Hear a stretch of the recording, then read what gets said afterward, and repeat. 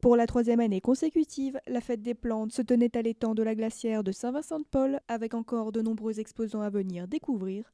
Mais cette année, la manifestation changeait de nom pour devenir le printemps de la glacière.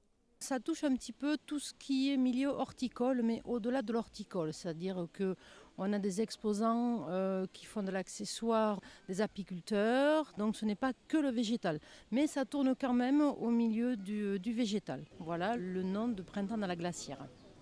Nous avons réussi à inviter 22 exposants. Ils sont plutôt locaux.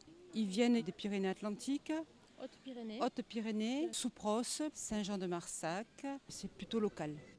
Les exposants entre eux ont tendance à se donner les informations. Donc certains étaient là l'an dernier, ne sont pas là cette année et vice-versa. Le bouche à oreille y est pour beaucoup aussi, entre exposants.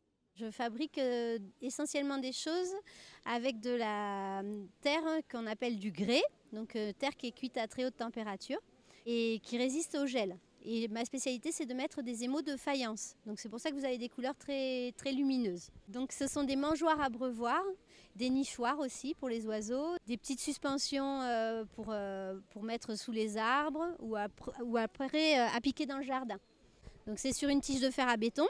Et c'est en deux parties, c'est toujours avec un petit morceau de bois flotté, amovible, voilà. Très contente, un cadre magnifique et en plus je ne connaissais pas la glacière donc ça permet de découvrir.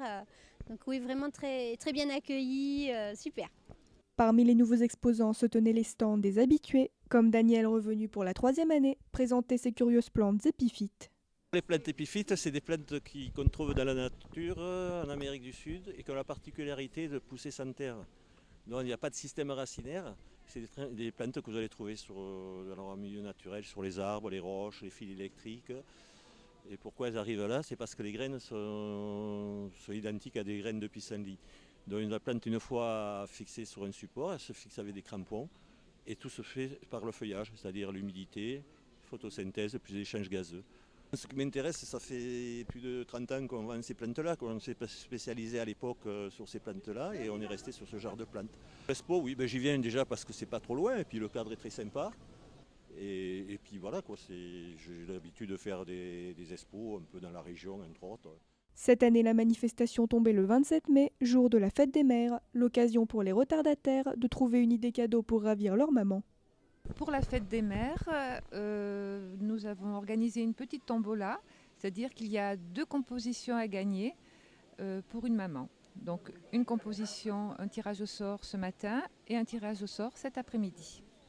Et désormais, la fête des mères devrait servir de date de référence pour les prochaines éditions de cet événement. Je crois que c'est parti pour que ça dure dans le temps.